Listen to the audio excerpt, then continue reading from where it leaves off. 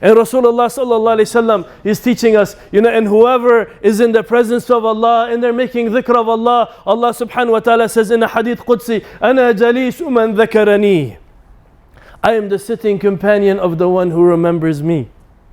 أَنَا أَنِيسُ مَنْ ذَكَرَنِي, I am the intimate close one of those who remember me. And the Prophet ﷺ said, when any one of you, they gather together and you remember Allah subhanahu wa ta'ala, the Prophet ﷺ said, a caller comes down from the sky and he said, قُومُوا مَغْفُورٌ, get up all of you, rise, forgiven. And your bad deeds have been turned into good deeds. Just a mention of Allah. Just a mention of Allah, being present with Allah, being in a state of ihsan.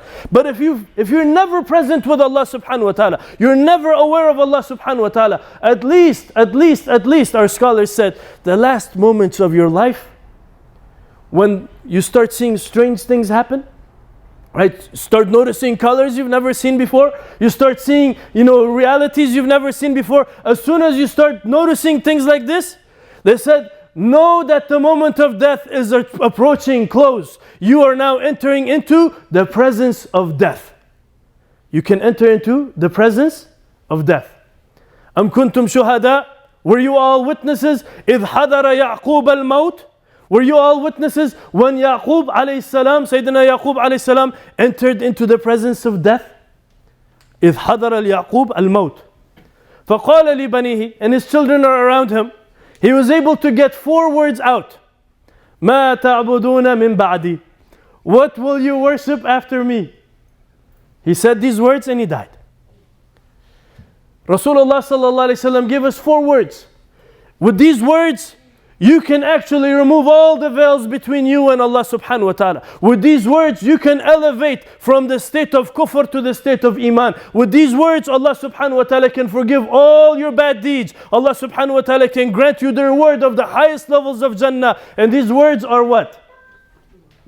La ilaha illallah. That's it.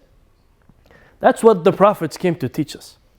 That's what they came to teach us. When you become so present with Allah and you become so aware that you recognize there's no other power, there's no other reality, there's no other might, there's no other giver of rizq, there's nothing that can benefit you or harm you other than Allah, that's it.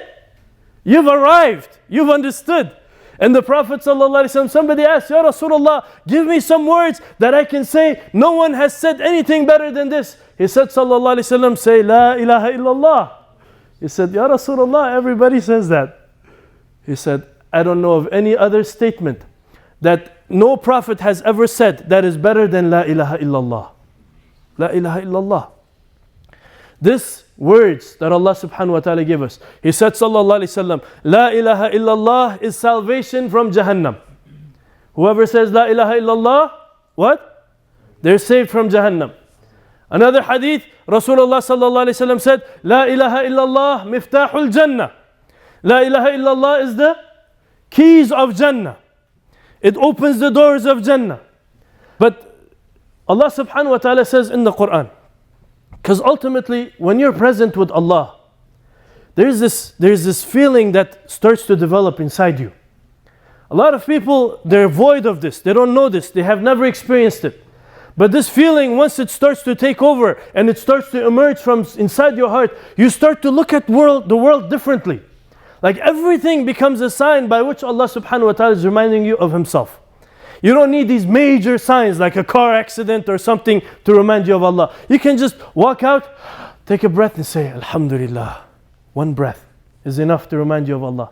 You can just look at your children laughing and you see the smile on their faces and you say, La ilaha illallah. Look, huwa alladhi khalaqakum. He's the one who created you. Fil arhami kayfa yasha. Every one of you have a different form and Allah has fashioned you. And when you speak, you hear the toddler speaking. Allah subhanahu wa ta'ala says, we have taught you speech, word by word, letter by letter. Everyone who speaks, Allah subhanahu wa ta'ala has taught them to speak. So you start to see how Allah subhanahu wa ta'ala so intimately has been taking care of you all your life. That you can see, that you can hear, that you have power, you can grasp things. And Allah subhanahu wa ta'ala, He's Al-Basir who sees. And He's given you the ability to see so you can know who's Al-Basir. And you can hear, and Allah subhanahu wa ta'ala is giving you hearing, and so that you can know who's the Sami', the one who hears. And He told Musa alayhi salam and Harun alayhi salam, go to Fir'aun, inni ma'akuma, innani ma'akuma asma'u wa ara. I see and I hear. In other words, your experience of seeing and hearing is only there so that you can understand and then know who's the ultimate, the supreme being that's with you. And Rasulullah sallallahu alayhi wasallam was when he's in the cave. Abu Bakr as-Siddiq radiallahu anhu is worried. He said, Ya Rasulullah, what's going to happen? He doesn't say that. But he's in a state of fear and anxiety and panic. He doesn't know what's going to happen. The enemies are coming from all directions and they're finding him and they're about to do something. And the Prophet ﷺ says, La tahzan, don't be sad. Don't be concerned. Inna Allah ma'ana. Allah, He's with us. Allah, He's with us. And ihsan, number one is mushahada. That you worship Allah as though you see Him. But if you don't see Him, you should have certainty. You should have certainty and full knowledge that Allah subhanahu wa ta'ala is with you and He's seeing you and He's hearing you and He's fully aware of you. And so our scholars have said, if you don't have mushahada, at least have muraqabah, where you look to yourself and you say, Subhanallah, Allah is witnessing me. Allah is looking at me. Like, what an honor. What an honor this is that Allah subhanahu wa ta'ala has chosen to look at you as His creation. Subhanallah. Right? And He's boasting to the angels.